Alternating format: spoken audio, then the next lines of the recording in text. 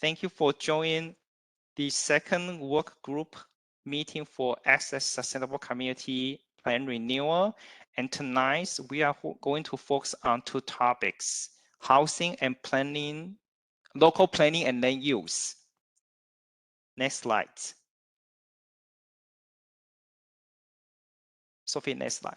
So today's agenda, that on the screen, we will focus on two parts. So between 6 to, we probably delay a little bit. So the first part, we're discussing housing. So like last week, we will go through the 2018 action plans, and then we will share some information we gather from the survey, and then we were discussing some of the action plans. And then the second part, we were doing the same thing for local planning and land use, and which is the same format that we will show the 2018 action plan first, and then we will show the survey information that we did after the kickoff meeting, and what are the priority that the public weigh in, and then we will then move to the action plan, and then to discuss some of the potential action plan which might in the past, or we would like to update, revise on what kinds of strategy would I use to achieve these goals. Next slide. So again, this is the work group, and most of them are presented at the meeting tonight, and then they were the main driving force, would engage the discussion and share their experience, and also provide input and recommendation. And so that's just the work group that you can see on the screen. Next slide. And also tonight, we also have some other county agency presence at the meeting. Because tonight one of the topics is housing, so we have a representative from Housing and Community Development attend the meeting, and the second part about local planning and land use. So is the planning department staff will be here, and we also have the Office of Community Engagement, Erica and Zach, and then also talk from the Office of County Executives. And then tonight we are also very honored to have one nonprofit organization, is Community Assistance Network, which is Aurea Smith is representative from, and we also have maybe her colleagues also will be also at the meeting. We will find out. Thank you. Next slide. And again, so the reason that we would like to maintain the designation, because they allow governments and eligible organizations such as 501c3 within the community to have access to various state grants and loan programs, such as community legacy and also other type of funding sources, which you can see on the right side of the screen. So there's several. So it's very important that we maintain this designation and renew it, so that way you will be helping the community continue to implement the project they would like to have to revitalize their neighborhoods. Next slide. So on this screen, you can see the existing sustainable community boundary in Essex. And this community boundary established in 2018, back that time that the Baltimore County Department of Planning working with the Eastern Baltimore County Task Force to create some of the action plan. And so that is some of the plan the action plan we would like to review tonight, and then see how we are going to update, revise, and if some of the statements is not really applicable to the existing condition, maybe we will omit them, and how we are going to add additional one to reflect what we would like to do in the next 5 years. Next slide. So now we are just going to show you, like last week's meeting, that we collect the 131 survey. And so this is just showing the background of the survey takers, their relationship to access. So 45% they are residents, and then the time they live in the access is more than 10 years, is like almost 58%. Next slides. And then the next one is like there's almost 55% of the survey takers, their age is over 61, and then most of them identify as white, which is about 77% roughly. So that's just give you the idea who take the survey. Next slide. So quickly, we are going to the first topic of tonight's meeting, which is housing. Next slide. So here, there is the action metrics. So I will just expand a little bit in detail, since that we have new participants for tonight's meeting. So we will talk about what are the strengths and the weakness of the community, which is Essex.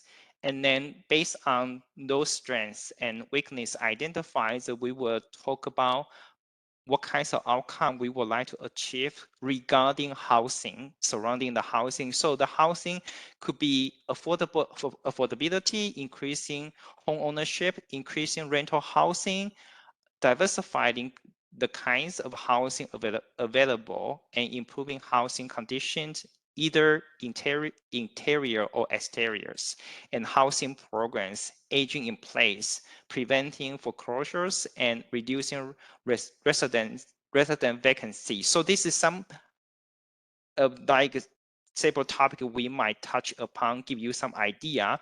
And then we will talk about if we identify several outcomes, what kinds of strategy we would like to use to achieve those goals. And also what are the partnership that we can identify to support the community to reach these outcomes. So next slides. So again, so that's the so for after these slides, I'm going to show you some of the action plan, which is listed on the 2018. When you look at this action plan, how will you to revise it, or if this is no longer applicable, how will you to update it or consider to remove it from the action plans? Next slide. So before that, so this is the strength they based on the survey, 131 survey we gathered, they regarding housing, they feel like the homeowners care about the area and they would like to make a change, affordable living, and most houses maintained. So this is a pretty much very in general idea.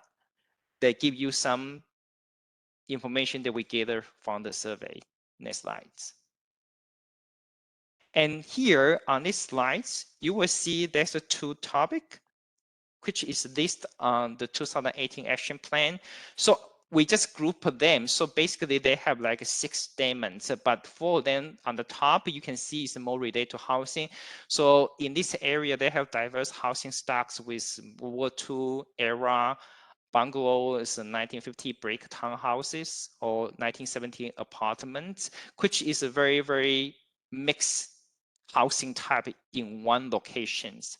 And the second one is affordable home ownership opportunity with older home around certain range of the price tag, and then the waterfront and the water view property and housing opportunity for seniors.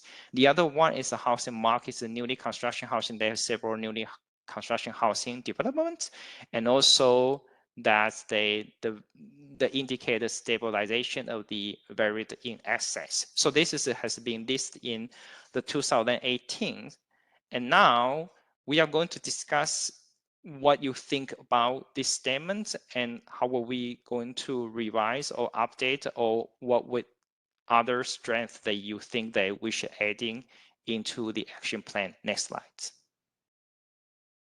So now we are going to start sharing the screen, and then we are going to have the discussions.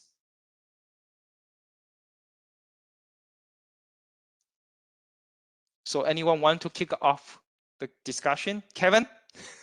Sure.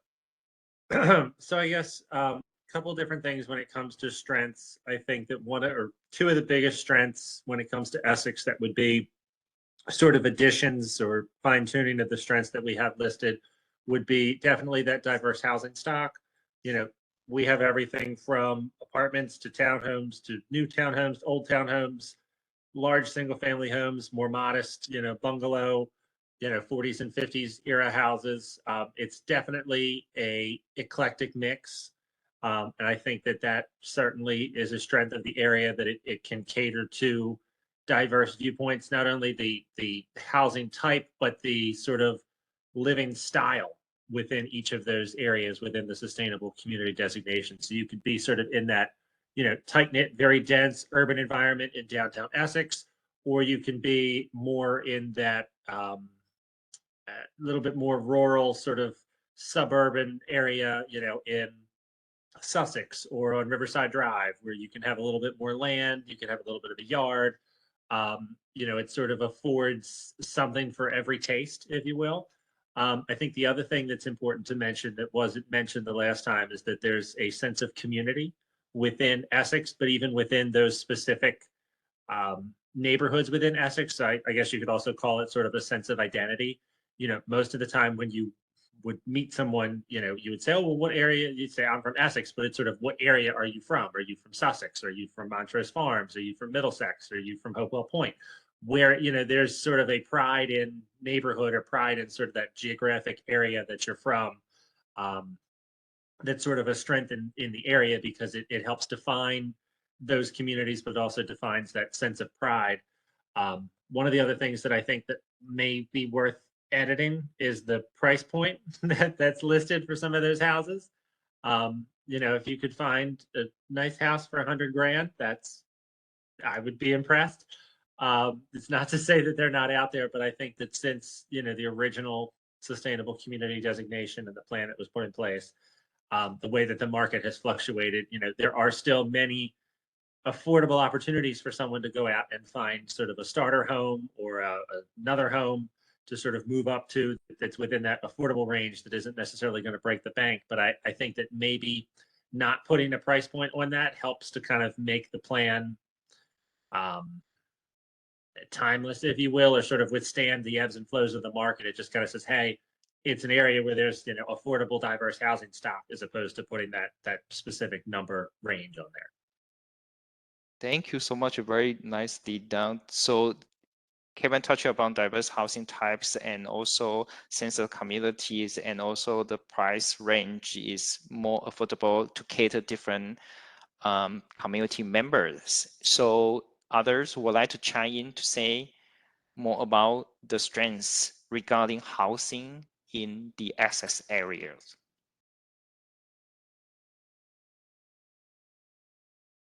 Pat?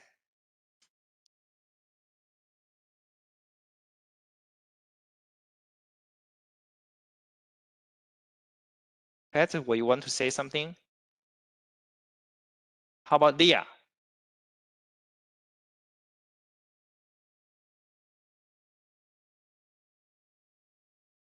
Okay, Leah, you have to unmute yourself. I know, I'm working on it. I'm Okay, having we can issues. hear you. Okay, so, I basically agree with what Kevin has to say. He and I, of course, have spoken about this because that's what we do. I do believe that one of our bigger strengths is our pride in our communities and our pride in our individual areas that we live in. I think that, I look at the fact that we have people that are coming, that are staying, families are moving, the older people are moving out, their parents, grandparents, and the children and grandchildren are moving into those houses. I do think sometimes price point is an issue. I think that we need to be able to look at, we're kind of a blue collar community for the most part, area for the most part. So when you're talking about 500, 600, $700,000 homes, that's kind of out of reach for the people in this area.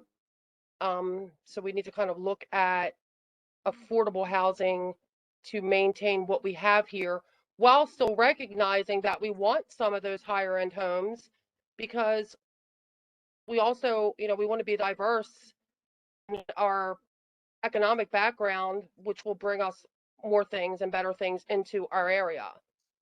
So it has to be kind of a, a give and take kind of thing. Okay. Yes, okay, that's a good point. Pat? since you show your camera on, so. Hey, Emery, I'm just getting logged on here. I was having some issues before. Yes. So I'm kind of late to the party on what we're discussing right now. okay. So Mike, do you want to chime in a little bit? I think we basically have covered the strengths, the diversity of housing, though I don't know that I would consider having homes that from the 1950s and the 1970s as strength necessarily. That's starting to show, really dated homes that probably need a lot of update and improvements to attract people. So I have mixed feelings on that, but otherwise I agree with what's been said so far. Okay. Anyway, we have a comment in the chat from Chapquis, saying Essex is one of the most affordable areas in Baltimore County. Essex provides an even amount of urban versus suburban environment. Essex provides a variety of schools from private and public platforms. Thank you so much, Shapres. He is from the Community Assistance Network organizations.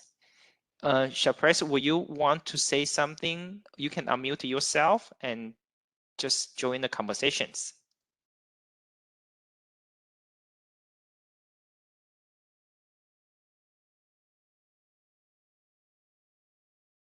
Emery, one other thing that sort of came to mind as Leah and some of the other folks were talking, there exists, particularly within that sustainable community designation area.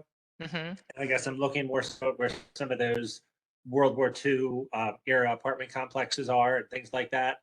There exists a really sort of unique and prime opportunity for residential redevelopment in those areas as those complexes age.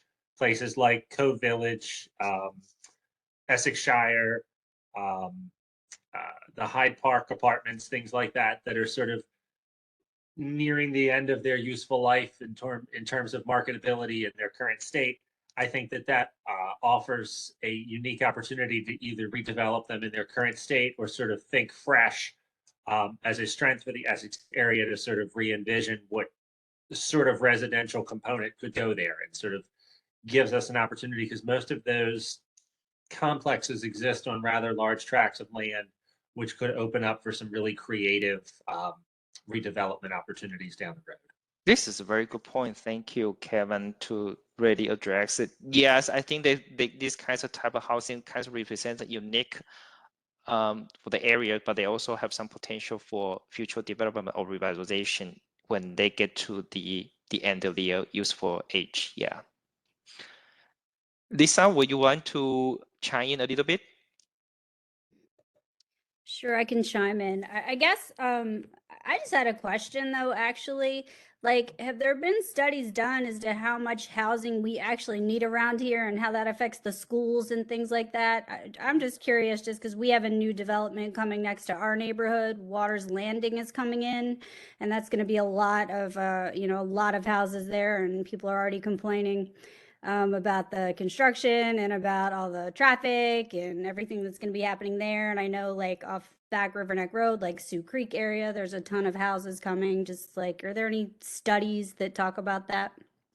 Okay, that's good. So That's a question. You don't have yeah. to answer it now if you don't know, but it's just a point to think about. Yeah, I think that maybe they would be put into potential action plan for outcome, whether we would like to have something to study like this. But I guess we can save some time. This kind of go back to the presentation, talk about the weakness of the community, and So then I'm sorry, really quickly, there is another comment in the chat box. Would you like me to read it, or do you want to come back to it? Yes, go ahead, Gane. It's from Chapways. Consider more affordable housing options. Would like to see more activities and support for the youth and children in the community. Would like to see more dated homes, expansion around school development to accommodate the growing population of communities in Essex. Okay, that's a good point. Thank you, Gane, and thank you, Shepherdess. And to quickly talk about Lisa's question, with all the development proposals that come in the county, there is a requirement for school impact analysis. So as part of that school impact analysis, it will determine whether or not there is the residential coming in will bring overcapacity or overcrowding in schools. Hey, Emery, this is Ashley. Before we go to the weaknesses, can I just add one strength, please? Yes. So institutional anchors are really big, and I will say for Essex, there exists CCBC Essex. Most neighborhoods don't have anything like it. In terms of housing, there's an opportunity to create some workforce development. There's always an anchor for people to work, but then there's always an anchor for people to come and live because they want to attend the school. So I think it's really a unique opportunity to think about strengths and how we can create or increase the housing supply. Okay, that's good. Thank you so much, Ashley. Sophie, would you mind to bring up the presentation? Thank you. The next slide. So we talk about the strengths of the access. Now let's talk about weakness of the area. So on the slide, you can see some of the weaknesses that has been identified based on the survey that we received from 131 survey takers.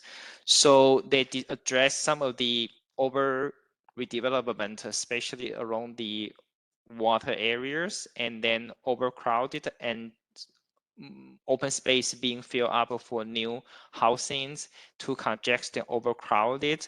And as earlier mentioned about some of the early housing types in 50s or 60s become outdated, and then there's some issue related to rodent, and also have some issue related to unhoused people, especially along the Eastern Boulevards and the absentee landlord issues, which is really being seen in the areas, which this is some of the important topics from the survey. Next slides. And then from the 2018 housing action plans, they have listed 8 statements, which we group them into 2 topics. One is related to the housing problems. They're talking about the aging housing stocks, and then become more transient due to the less owners occupy the housing and more rental housings, and then the home ownership decline, and then vacant homes foreclosures compared to this area to county as a whole, which kinds of make this area has a much higher of these kinds of foreclosure issues, or than especially certain area within the sustainable community areas, like is clustered in Hawthorne and Middlesex areas. And also the median home value also declines, and then also some of the other indications showing that particular certain regions, the housing is much lower compared to the regional or the county as a whole. So this is something give you the idea. And then, so we are going to stop sharing and discuss what are the other weaknesses that you will be able to identify or share, which is occurring in access areas.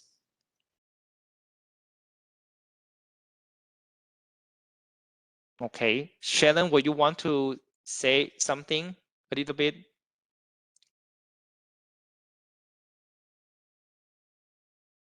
Not at this time. Okay. Let me hear a little bit of the conversation and then perhaps. Okay, Kevin, go ahead.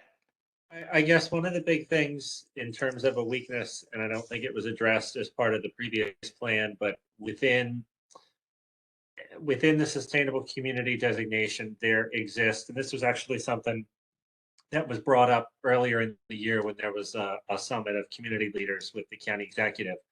But there is sort of a disproportionate concentration of rental housing, which exists pretty much between South Marlin Avenue and 702. There is sort of like a very clustered area of lower income, higher crime, higher transients, primarily rental housing.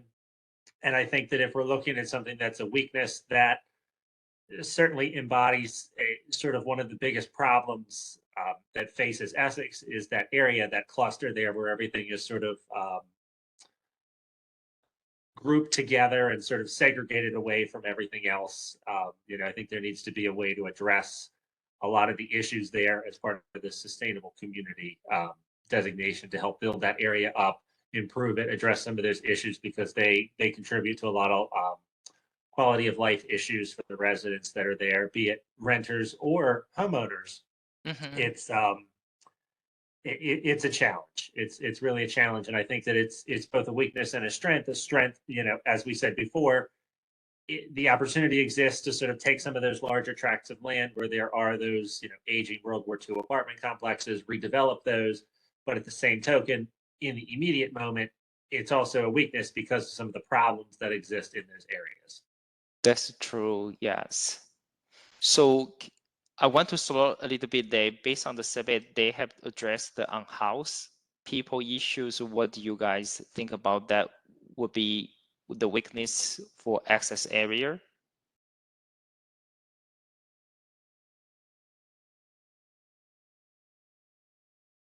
Leah, go ahead. So to the weakness of like the rental properties and things like that, I think a larger issue that I see as a community leader is being able to address these absentee landlords. We have issues with rental properties within our community.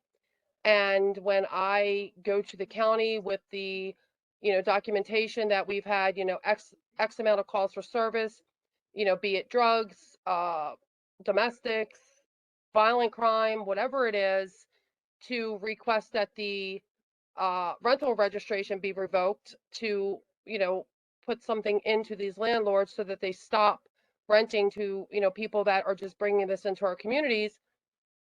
I was told by the previous head of rental registration that they don't necessarily revoke the registration. They actually just ask them to get new tenants. And I'm sorry, but when there's a history of poor tenants for 10 to 15 to 20 years in these houses, it's not going to help to get a different tenant.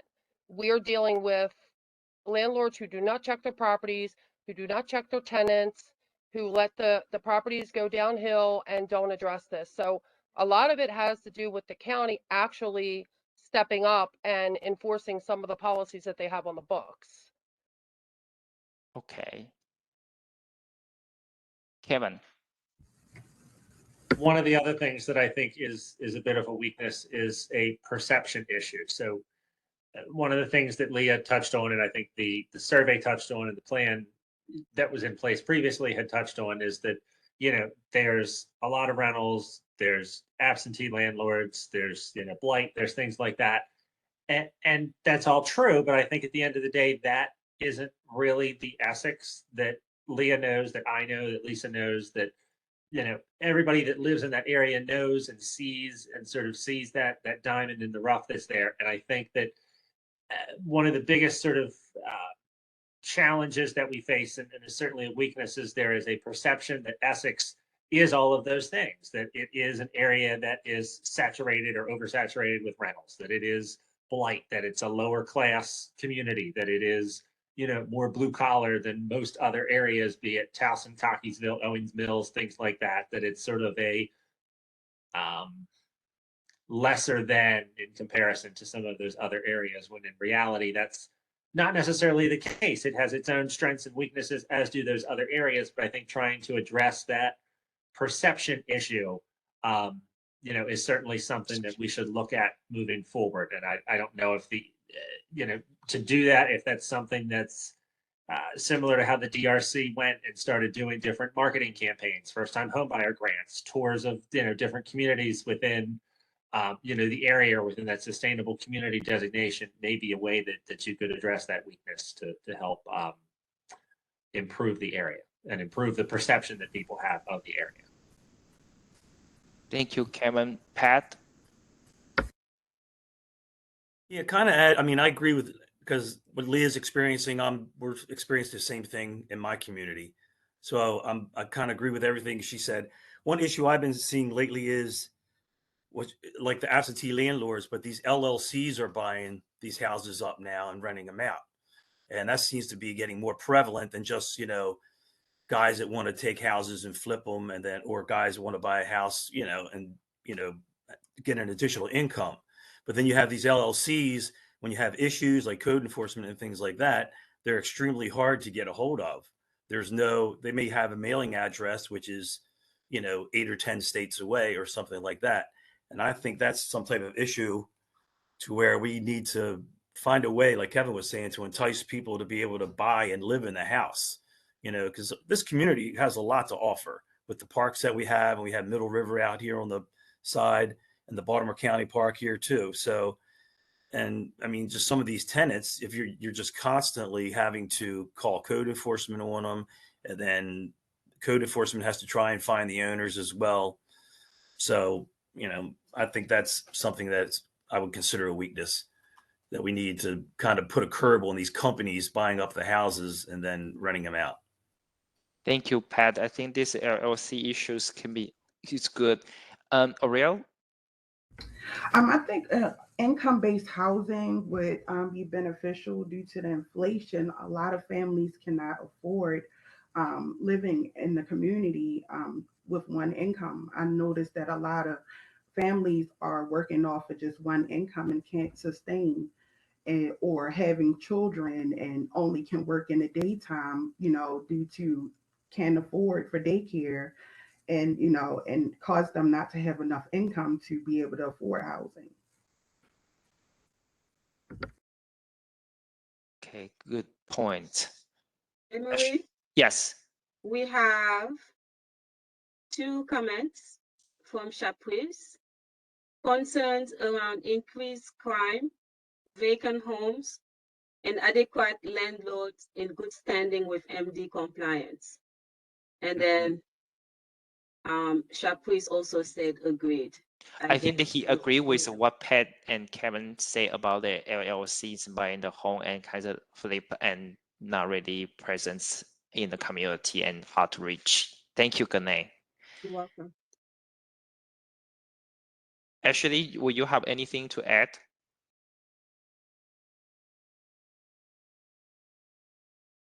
No, nothing in particular. I mean, I see some of these weaknesses as opportunities to do more and to be more strategic around housing creation and preservation.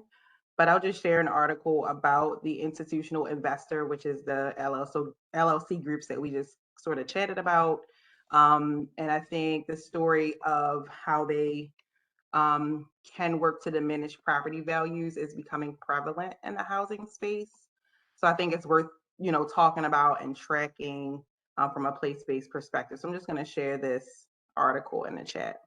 Thank you. Mm-hmm. So, okay, we can still adding more information, but let's move to the second one that we are going to talk about the action plan and what strategy we can use and what partnership we can identify to support those outcomes. So Sophie, will you mind to bring up the presentation? Thank you. So before we kind of dive in, so here, basically, you can see these items was taken from the 2018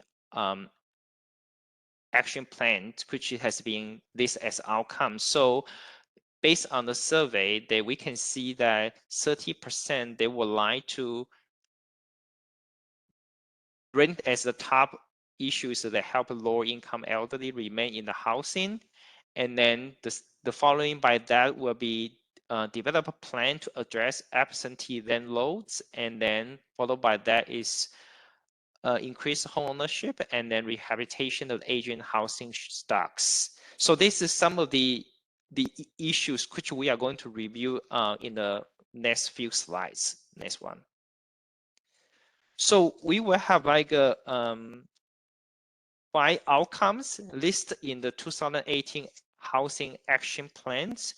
So the first one is rehabilitation of the aging housing stocks. So they have the strategy here to see how we are going to tackle these issues. And I also want to address back to 2018, the housing division is still under the planning, but now actually was represent the Department of Housing and Community Planning. So we might need to, in the partnership, we might need to revise a little bit to kind of clearly indicate that DHCD might be the partnership to support some of the housing outcomes. And the next one, so the next one we have the developed plan to address absentee landlords, which has been discussed in the last discussions. So there's some of the strategy here. We list 2 in the 2018 action plan. So either develop a GIS system to identify absentee landlords in certain areas within the community access sustainable community boundary, or working with the appropriate agency to address these issues. So, and then the next one, we go through all this together and then we discuss. And the next one is increasing the home ownerships. So there's my actually or some maybe the Oreo from the CAD community assistance network maybe provided some of the potential programs or something we can really increase in the home ownerships. The next one is the marketing the neighborhoods. It's like Karen said that the perception is important to the area. So how do we kind of linking, how do we marketing the area to kind of change the perception of the general population have around the access area. The next one is to help the lower income elderly remain in the housing, which is the top important issue based on the survey. So we have these 5 outcomes. Going to take this presentation off, and then we are going to discussing whether these 5 outcomes still applicable to the existing condition.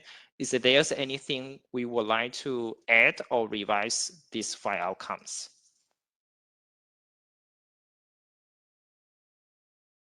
Just a thought, and I don't know if it's sort of a little bit too big for this, but I guess to sort of address the concern of the rental registration issue, some of the problem rentals.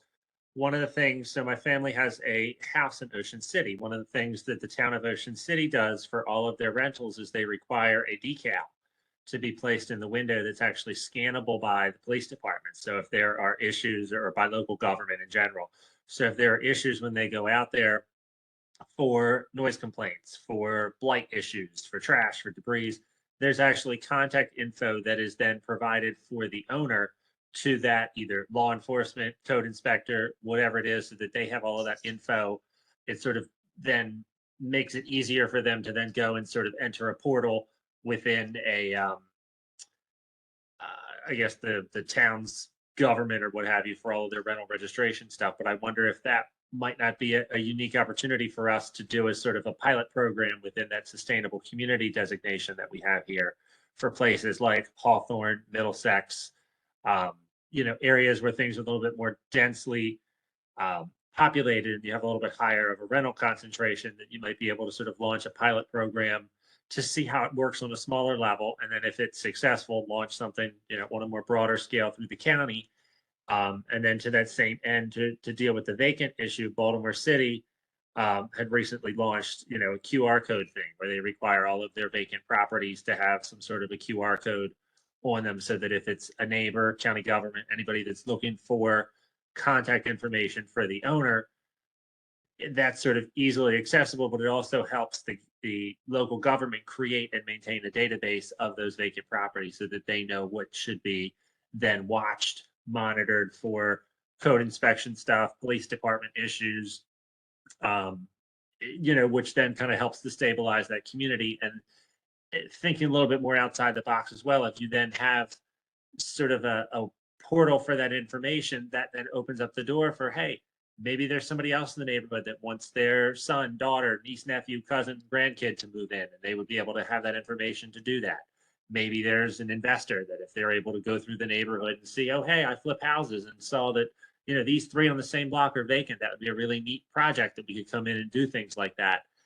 Launching sort of a smaller pilot program in some of those same areas, be it Middlesex, Hawthorne, your more densely populated areas, it might be beneficial to have some of that info a little bit more easily accessible.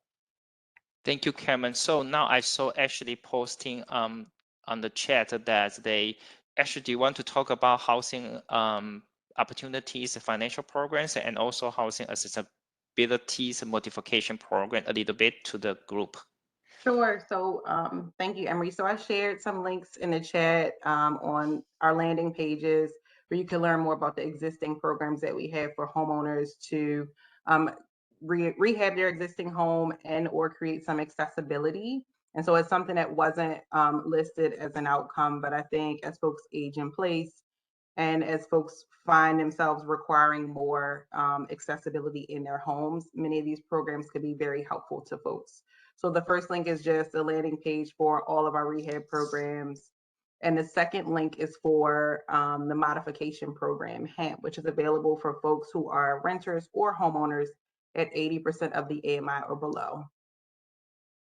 Thank you, Ashley. So we also have Amy Menzer, who is the former president of the Dundalk Renaissance Corporation, and they also have some housing program to really help people to increase the home ownership. Amy, would you mind to chime in to share some of your experiences? Thank you. Sure. So I think on one of the previous slides, housing counseling agencies were mentioned.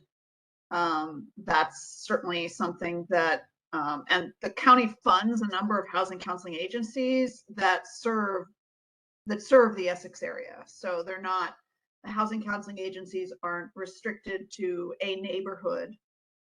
They tend to serve the entire county. So those resources are already there for you.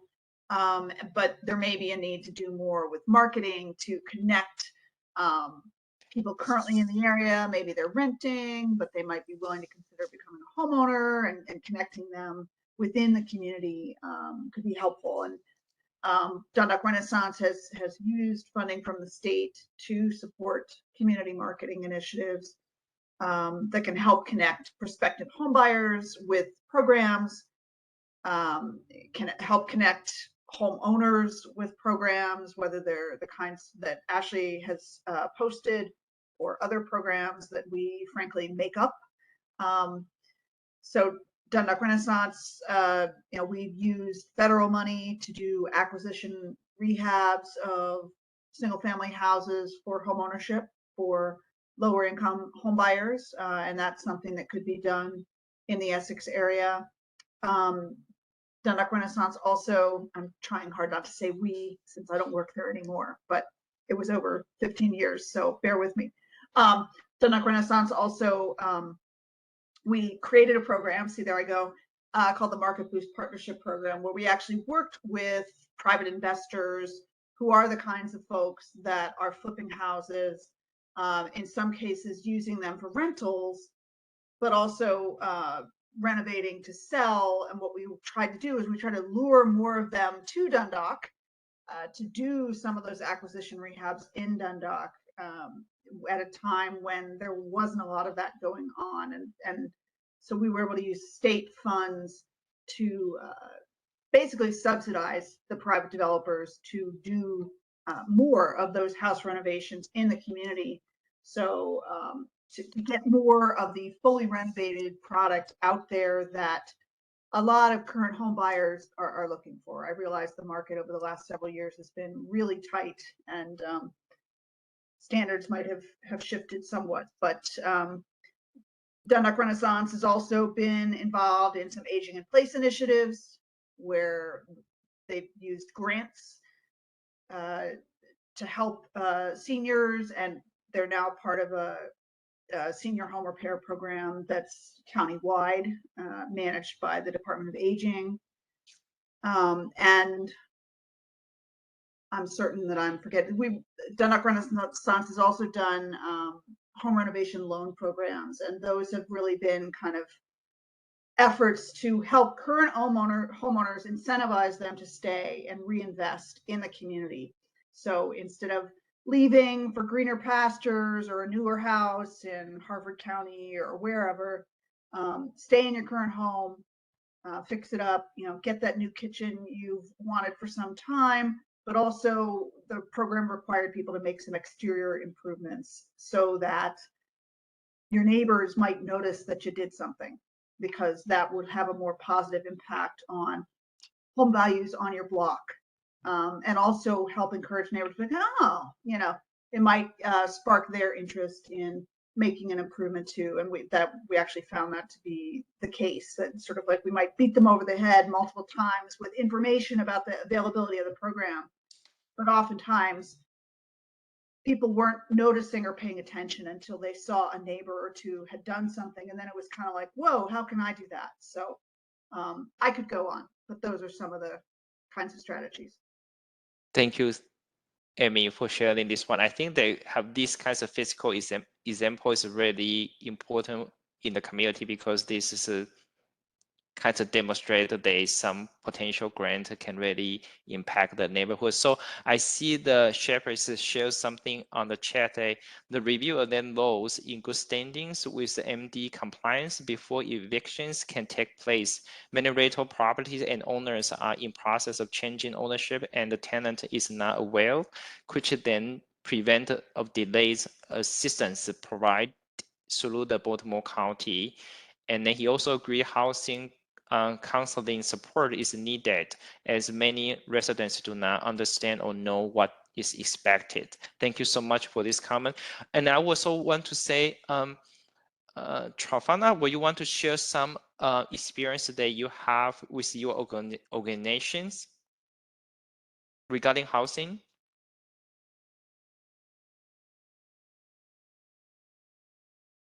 Let's see. Sorry, I was kind of froze. Can you hear me? Yes.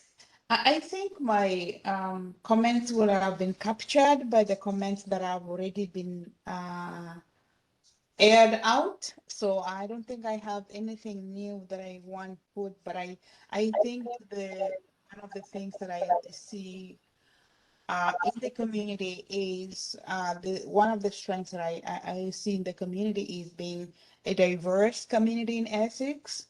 And that diversity, I think, is a strength, because we have things to learn from the diversity that we have. And even if we have little communities here and there, the diversity itself is empowering. But again, I want to echo the point of the person that commented regarding the housing situation. We have quite a number of clients in our program who are struggling actually to afford rent. And so the pricing for houses is really climbing.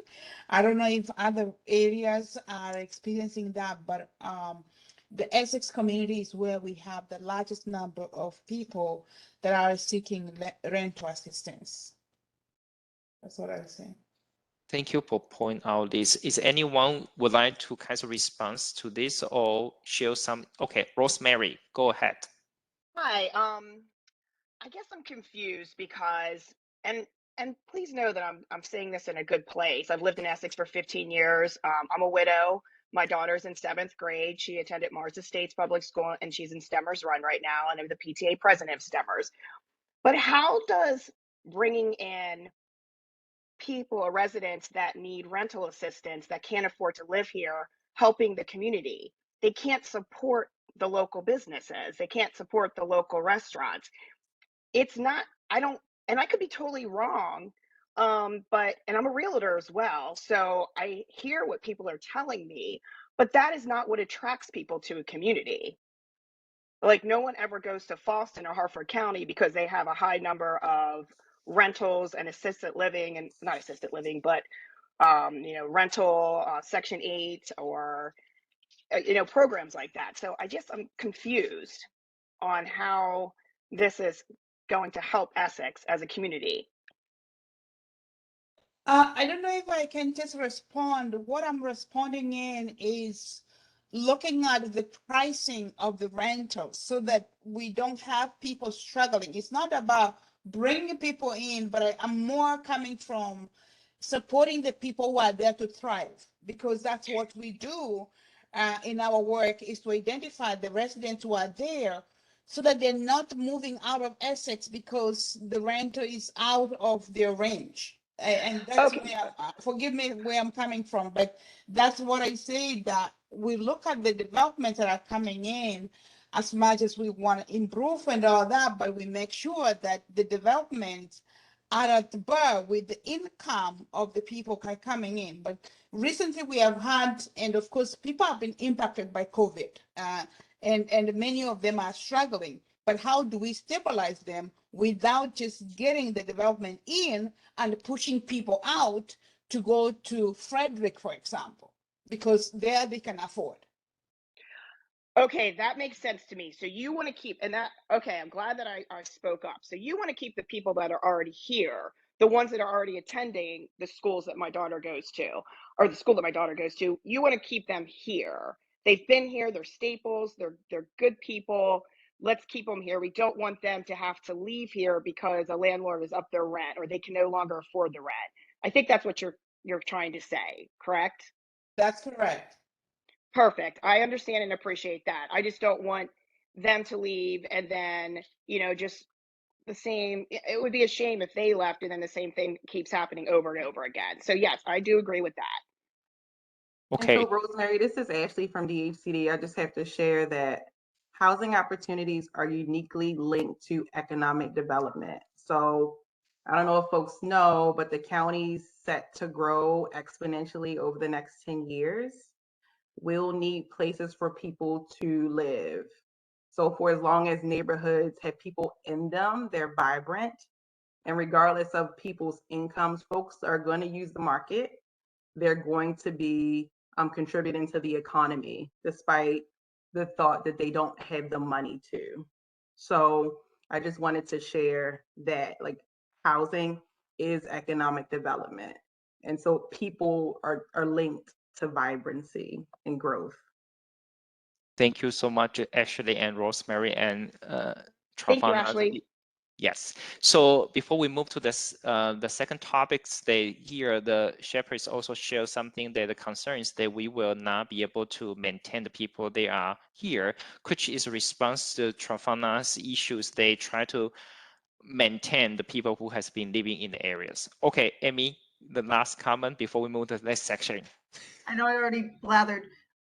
I'm asking community leaders in this area or service providers, have you had a lot of experience with homes being overcrowded with people renting a bed or renting a room within a house, and where people are really crowded into a rental unit? Okay, Leah. Yes, we call those hotel houses because people are moving out or people are moving in, they're renting rooms, they're moving whole families in with them. We've got, 10, 15, 20 people living in one house. And that creates an issue. The other issue we're having are the people, like I have quite a few landlords, decent landlords in my community, that during the pandemic, when people weren't forced to pay rent because they weren't going to be thrown out, after a year, the people just up and left without paying one dime of rent. So I have, landlords that are dealing with that, and this happened to at least three landlords. One of them it was 3 times to her. The other one was 2 times that this happened to her or to him. But yes, we are having a big issue with just multitudes of people moving into one house. Okay, thank you. I was just curious if that was. Okay, Pat. I just want to reiterate what Leah said, but we're experiencing that here in Hawthorne as well. I have a woman that just moved in about 3 months ago, and she's renting out rooms to, multiple people. One guy even has a dog. From my understanding, what I've heard is like it's all people from her AA group that she's moving in. So besides the overcrowding of the house, it's the parking is another issue because we're limited on parking here. Is to have 5 or 6 vehicles to a household is a lot. So. Yeah, I think that you definitely notice it with the cars. I was thinking about historically, of course, oftentimes that has happened where people have rented out rooms, and that's part of how like widows Yeah. manage to make ends meet and things like that. But I was just curious if that was I know it's an issue in parts of Dundalk, and I was just curious if you had that. Gotcha. Thanks. Okay, Rosemary, you can do the final comment, but we really need to move to the next topic. Oh, I was just going to say it's an issue at Hopewell Point as well. People renting out their basements, and it's very frustrating. Okay, thank you. Okay, Sophie, will you mind to bring up the presentation for the time concerns? So let's move to the second topic, is local planning and land use. The next slide. Anyway, Yes. I'm sorry, before you move to the next part, so we close the chat box as well. Chapuis said in certain cultures, communities, they are moving and combining families. And also Ashley did post the link to the code violation, the county code violations. Thank you, Gane. So that's a good point. I guess we would take this into considerations. But now let's move to the second topic of tonight's meeting, is the local planning and land use. So I'm not going to talk about the metrics that everybody is aware, because we already have some exercise for the first sections, but I just want to remind everyone that the topic will be covered, that's the updating the zoning ordinance or land use, updating municipal or local policies, taxation, fees, etc., increasing the local government staff capacity, and updating planning documents like sector plans or comprehensive plans. Next slide. So again, the same thing that we will review the 2018 action plan regarding local planning and land use, and then you can provide your suggestion how we are going to revise those statements, and then if they are no longer applicable, how will we consider to remove them or not. Next slide. So before we review the 2018 action plan, so here is the strengths based on the survey. So a lot of potential for business and community space, and there's a potential in promoting its proximity to the waterfront. So this is two of the major topics which is being identified as strengths regarding local planning and land use. Next one. And then the next slides, the next two slides, in the 2018, we have 4 topics. The first one is about the open space. There's a large area, the shorelines, like waterfront amenities and critical areas preserved, and then there's parks. And then the strengths have zoning and design guidelines. For example, small pocket neighborhood comments, which is zoning classifications established, which is restricting future development, and comprehensive zoning map process, and ability to request zoning change on any piece of the property in the counties. And then we also have the design review panel areas for access, and the areas was in along, which is aligned with the commercial revitalization area, and then also expanding certain area. Last year we did a little bit expansion to include certain areas in the commercial corridor to ensure the design of the commercial buildings. Next slide. And also the the next slide. Shopping areas, we have 2 commercial spines of area, Eastern Boulevard and the Back River Neck Road. And then the other strength is investment. There's several new block of property along the Eastern Boulevard has been revitalized, and also some new reconstructed housings in certain area across the access areas. So this is pretty much being outlined on the 2018 action plan. So we are going to close the presentation and for discussions. So this is regarding the strengths of the areas. Kevin? I think that one of the biggest strengths that the area has is certainly the potential for redevelopment, and that's both in a residential component, but also in a commercial component. So I know we had talked about the some of those larger tracts with those apartment complexes that have the ability for creative reuse and redevelopment. But I think there exists a lot of potential for creative land use and planning to occur in places like the Boulevard down in downtown Essex, as was evidenced by, a lot of the recommendations in the TAP. And then the same can be true about Back River Neck Road. There are some really, decent sized chunks of land and properties that are available in those two major sort of commercial corridors that have the potential to really be community hubs. And the sort of the world is your oyster in terms of what you could or would want to do with any of those places. It offers a lot of creativity and flexibility. Thank you, Kevin. Others? Sharon? I agree with a lot of the strengths that are listed there. I would say under the second bullet with current reinvestment, we have a lot of things that we can update there. Of course, with this having been 5 years ago, the items that were mentioned were from back then. So we have some new reinvestment that we've seen along the properties along Eastern Boulevard that we can put in there. And I think also an update to the fields at Renaissance Park. We're talking about what's going to go in there with the turf field. Mm-hmm. That's a good point. Thank you.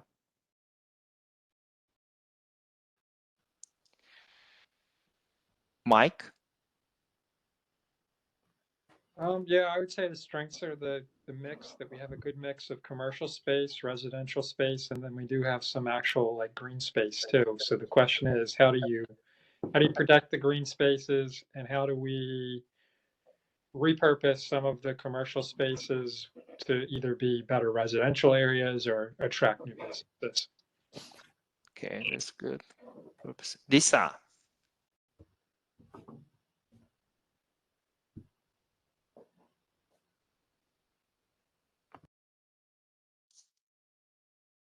Or anyone would like to chime in? If not this moment, let's bring the presentation back. We can talk about the weakness, and then if you have other idea regarding the strengths, we can also add it back. So then this is a long list of the weakness has been identified by the survey takers. So there's a certain area that specifically they don't have community centers, so which is especially in the Harbor Point estates and Sandalwood and Deep Creek middle area that has been more specifically being called out, and then the political support, and then there's too many commercial vacancies along Eastern avenues, and then certain property along the commercial corridor has become the eyesore, such as the Old Peter's restaurants, and then too many pawn shops and clinics for addictions. And so this is particularly along the Eastern avenues, and then overbuilt, and then also certain section of the commercial corridor, which is the strength of the area, but in some way they still need some update or revitalization to make sure they are up to date and then still continue to attract people to the area. So this is the weakness we get from the survey. Next slides. And then in the 2018 action plan, they list 4 statements. So they combine 2 portions: commercial use. There's some minor commercial encroachment to the residential areas and underutilized commercial lands, especially along these 2 commercial spine has been identified as strengths of the area, but they also not really being used, maybe too many vacancies, and also some of the commercial development outside the areas. So they might need to have newer infrastructures. And then the other things, connectivities, I guess there's nature or physical strength. So some of the community connect to each other was not already there. How do we address those issues? So that is the weakness. So we are going to close the presentation and then we are going to discuss. Kevin? So two things in terms of weaknesses that I remember were brought up and discussed during the TAP. One of which was sort of a lack of flexibility with the current zoning controls in a lot of the areas that are covered in the commercial districts. So like in downtown Essex, the ability to, let's say, go higher than, what the zoning currently allows. There's sort of constraints that exist with the current zoning that limit creativity and limit future redevelopment potential. I think that's certainly a weakness that needs to be addressed. One of the other things is that the two areas that are mentioned specifically in the weaknesses from, I guess, the first go around of this plan were the Back River Neck Road commercial corridor and the east downtown, Essex. One of the big things, and they also mentioned this as part of the TAP, is that there is a very large amount of automotive services zoning that exists in those two areas. And I think that being able to address that, I don't think that zoning is necessarily the best and most effective use for those properties.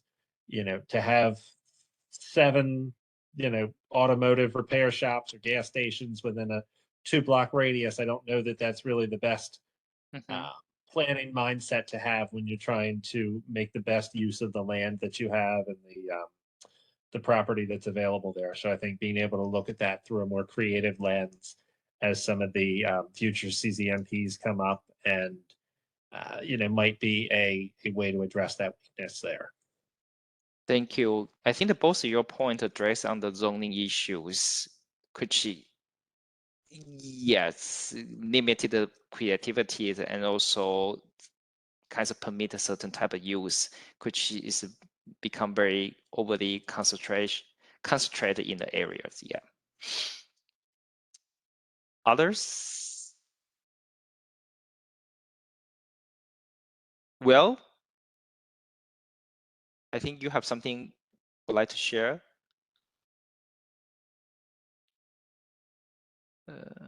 He's not here. Okay.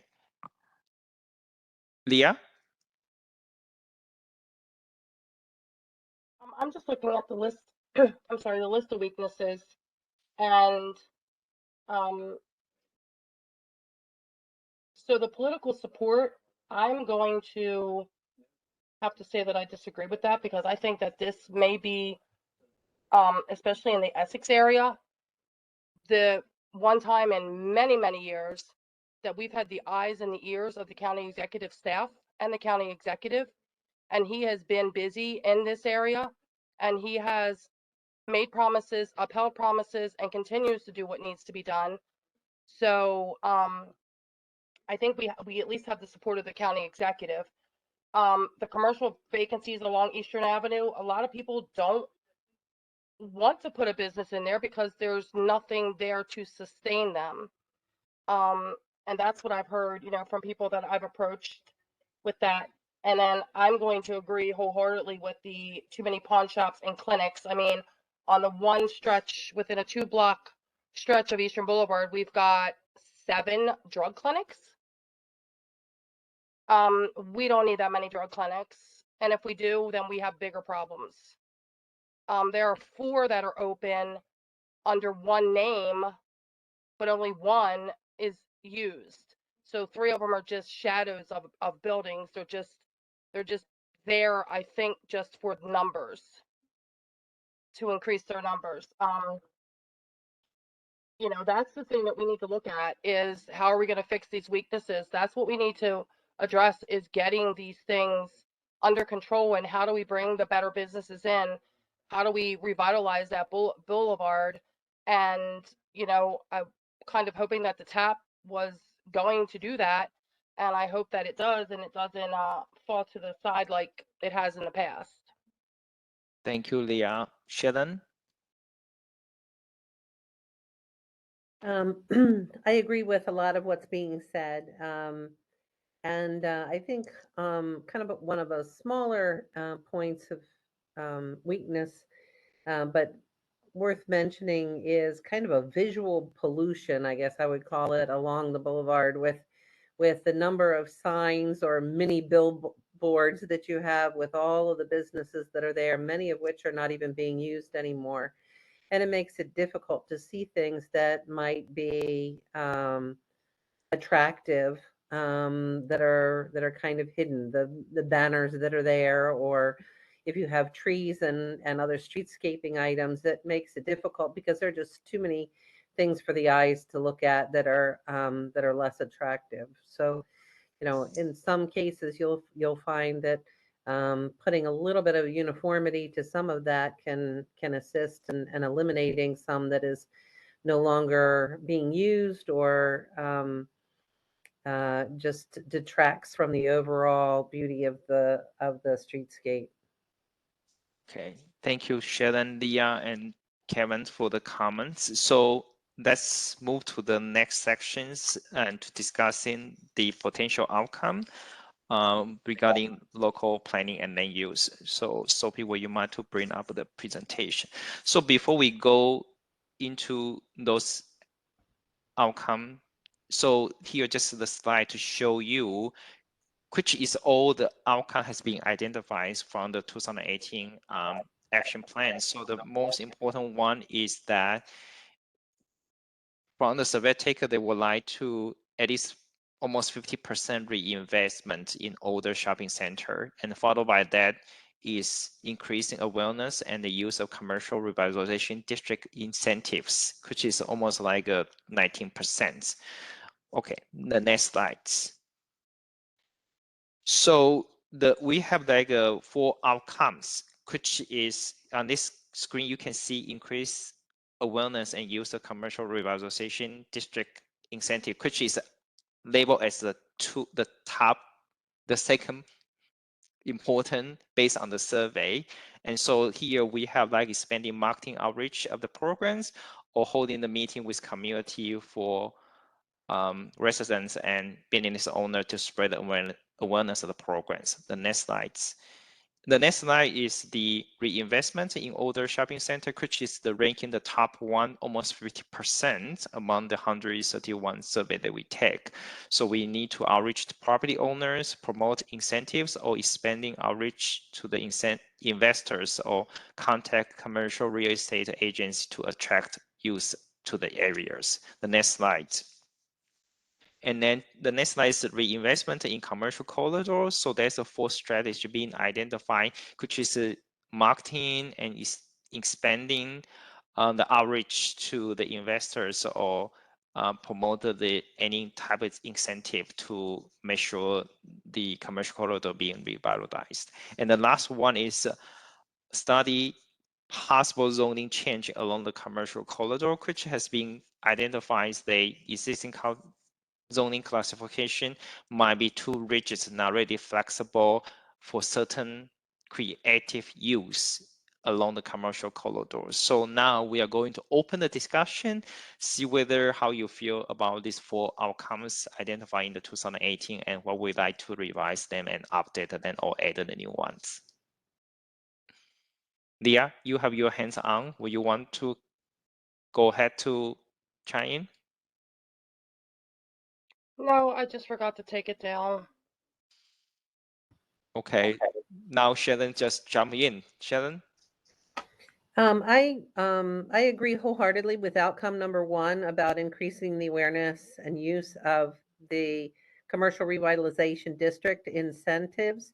I would add to that the sustainable community, the DHCD programs, and anything that's available on the federal level as well. So I would say, Baltimore County, state, and federal. And one of the things that is very difficult is finding people that have the knowledge and understanding to be able to speak on, if you're having a conversation with a business owner, to be able to say, these are all the incentives that are available, or someone that's looking to invest, to be able to kind of figure out what is available to that particular individual and what they're trying to do at all 3 different levels. And Amy pulled together a very good list for us at the back of the TAP report about some of the resources that are available to people and the types of programs that are available.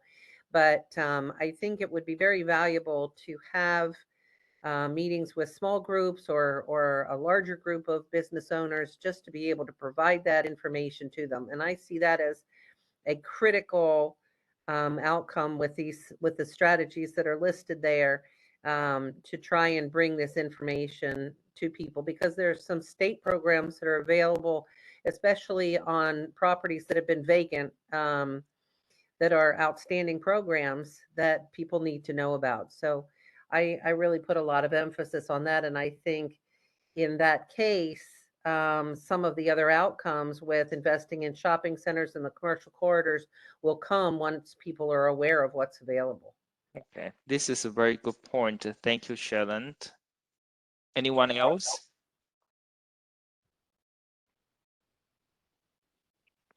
Emery, just to go back, one of the strengths I'm thinking now, Middlesex and even the shopping corridor and Back River Neck Road have very close proximity to the Beltway, so they're accessible by other communities.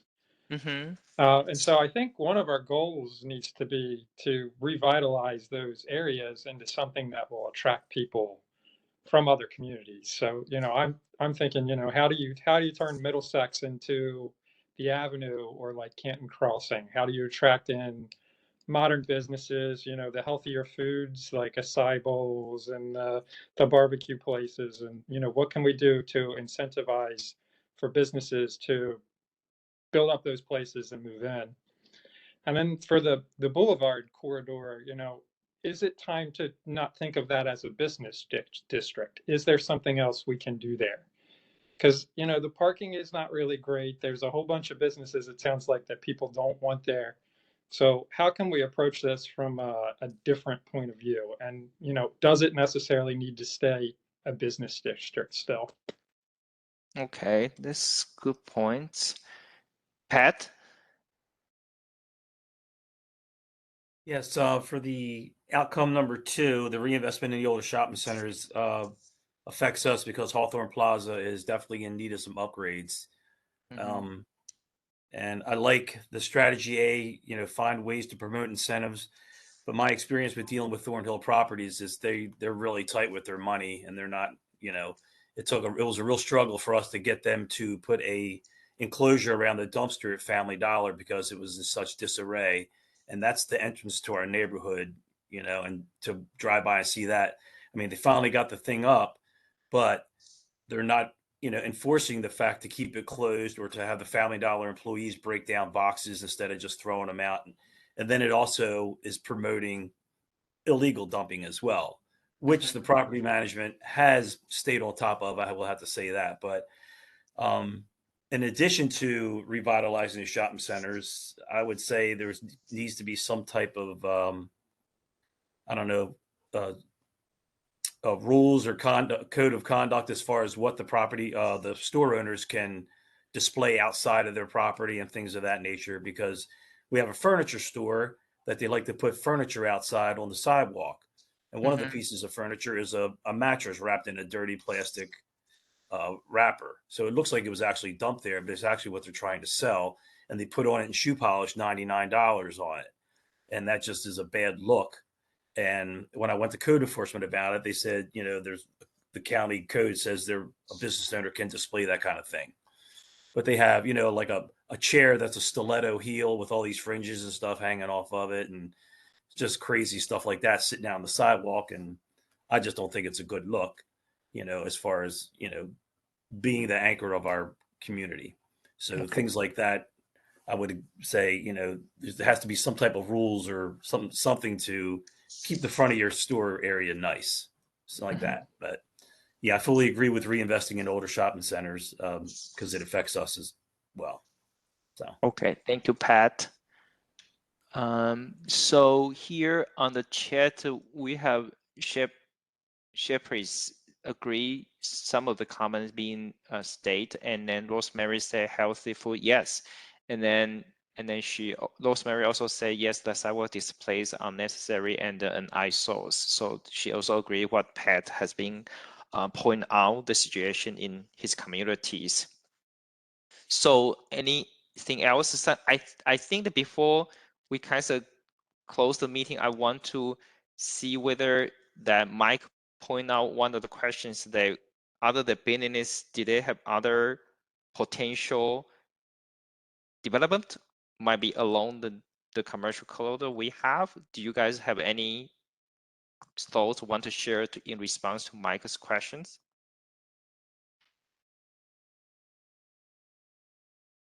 Shannon, you know I'm going to call you. Or Kevin.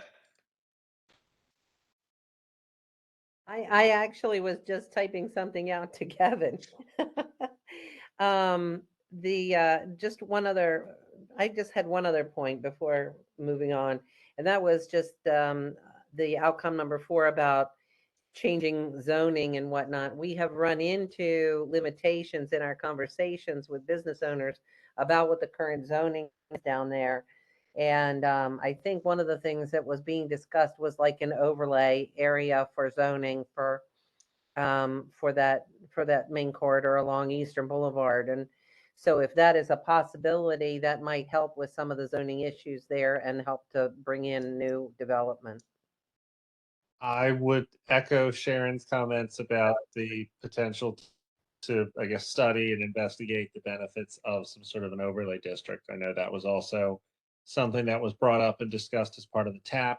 And that would also address some of those, the limitations that exist with the current zoning and afford some more flexibility to be a little bit more creative in how we approach some of the redevelopment of some of these older, more struggling areas. Okay, very much. Thank you so much, guys. So now let's bring the presentation back and I will share some information before we close the meetings. So this is the second work group. Now we have the last one, which will be on November 15th. And you know that you will receive my email to make sure that you will attend the meeting. I hope you are okay with me to chase you guys all the time. And so, and after this meeting tomorrow, I'm going to address another topic area survey focusing on housing and local planning and land use, which might go live next Tuesday. I just forgot the next Tuesday will be the election days. If not Tuesday 8th, but will be nice. But hopefully we can do that before that. And next slides. And also that's our first topic area survey is already go live on the hub, and it will be there until November 15th. So I will send you the email with the link. Please help to share this with your community member and encourage them to take the survey. And also we have the paper form placed in the Access Senior Center and also Access Library. They are all there today. So we have 2 weeks to collect additional input based on some of the important topics emerged from our last discussions. And then we will do the same for another second set for today's discussions. So hopefully you will help to share this one on the Facebook, social media, Instagram, your community homepage, whatever something. Let's try to spread the words out and get more input. Thank you. And the next slide. And again, this is the QR code will help you to access to the Sustainable Community Renewal Hub. If you haven't really done so yet, please, you can just get access and then join the hub, and then you will get the update information. Is anything we posting there, you will get a notification, or you can keep the tracking. And of course, if you have any question, you can write to me. Here you have the other email address, but this is more specific for this Access Sustainable Community Renewal email address. So that is conclude tonight's meeting, and it's 7:30 first. And before we close the meeting, you guys have anything to add? Or otherwise we will call for the meeting off. Okay, nothing. Enjoy the rest of your evening, and I will see you the next meeting. Thank you everybody for your